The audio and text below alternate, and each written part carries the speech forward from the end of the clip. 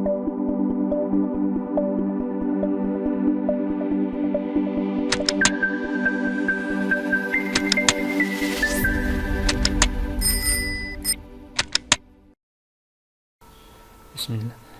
Bonjour, toujours dans la série des leçons de la bioéthique. Nous sommes dans la leçon numéro 18. On va traiter le tri, le filtrage, l'outil total et la fonction recherche. Bon, la notion d'une base de données sur Excel. Bon, même si sur l'Excel, donc c'est un chiffrier, donc il y a un chiffrier, c'est-à-dire c'est un tableur, et il vous offre donc plusieurs outils pour gérer une petite base de données. C'est-à-dire un tableau, on peut le représenter comme une petite base de données. Donc la terminologie d'Excel utilise des données. Vous pouvez entrer et modifier et retirer des données, etc. Bon, le logiciel offre aussi des options pour retrouver rapidement l'information que vous désirez. Il y a aussi des fonctions pour analyser la masse des données que vous avez accumulées. Donc, avant de faire ou de discuter sur ça, donc on va définir ici quelques termes. Donc, on va commencer par données. Données, c'est toutes les informations que vous voulez conserver pour vous aider dans vos analyses. Donc, données, c'est toutes les informations concernant une personne ou un objet en général. Donc, champ, la notion de champ, c'est-à-dire lorsqu'on discute sur une base de données, on a quelques notions. Données et champ. C'est quoi un champ?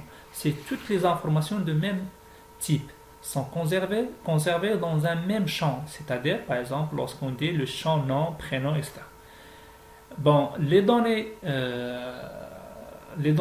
d'un même champ sont conservées dans une même colonne ou même ligne. Et la plupart des cas, c'est dans la même colonne.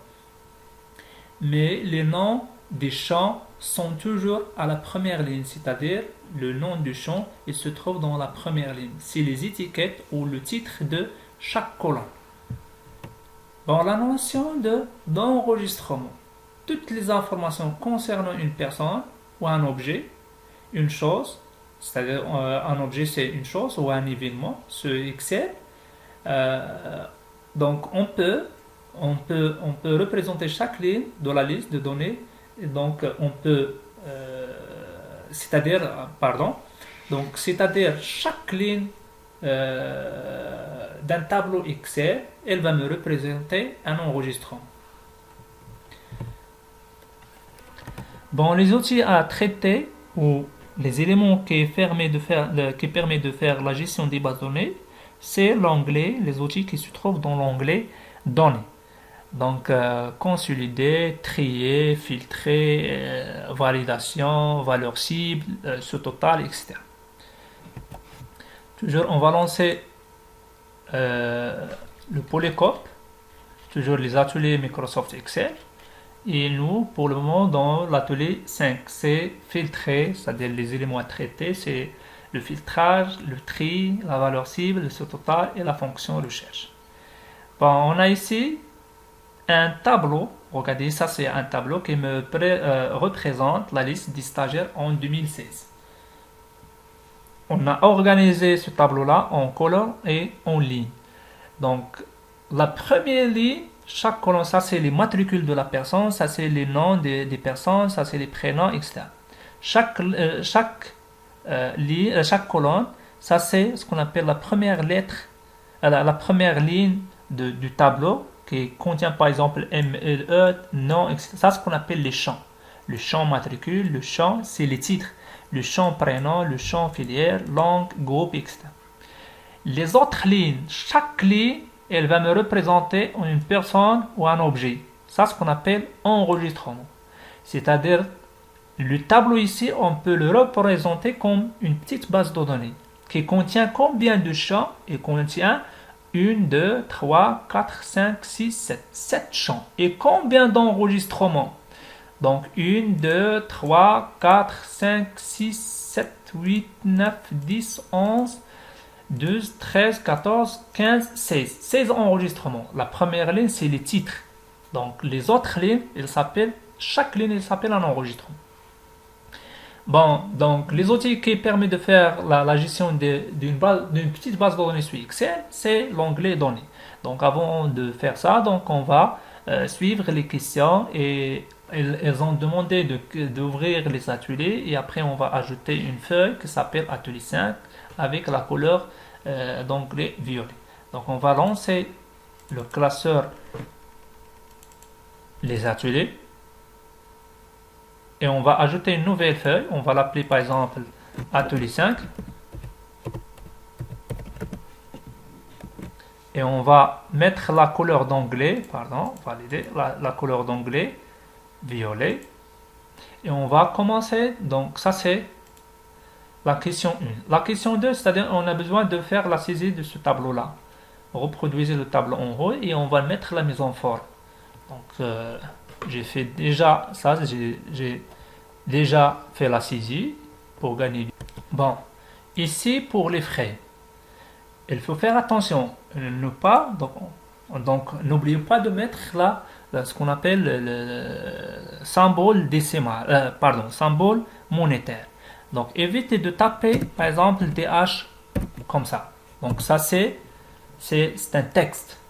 On va saisir les valeurs et après on va convertir ces valeurs-là en monétaire.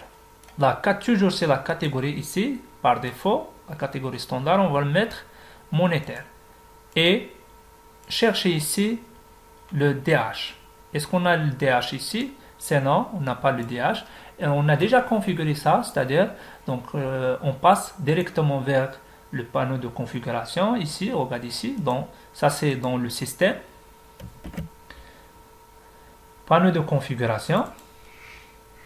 Donc on va cliquer sur horloge et région. On a déjà vu région. Et ici, autre paramètre supplémentaire. Et ça c'est symbole monétaire. On va le mettre ici DH. Pour l'ajouter. OK. OK. On va fermer le classeur. On va l'enregistrer. On va l'ouvrir à nouveau. Et pour le moment, on va sélectionner ces éléments-là. On va choisir la catégorie monétaire. Et regardez ici, on a pour le moment le DH. Symbole monétaire marqué. Bon, on passe vers les autres questions. La question 3. Définissez le nom liste. C'est-à-dire, ça c'est l'équivalence des signés dans Word. Donc les signés, c'est-à-dire on peut repérer quelques emplacements dans Microsoft Word. La même chose ici, on peut repérer ou marquer quelques cellules ou quelques informations données sur l'Excel. C'est-à-dire on a besoin de quoi? De représenter le tableau. C'est-à-dire de B6 jusqu'à H28. On a besoin de représenter ça avec un nom.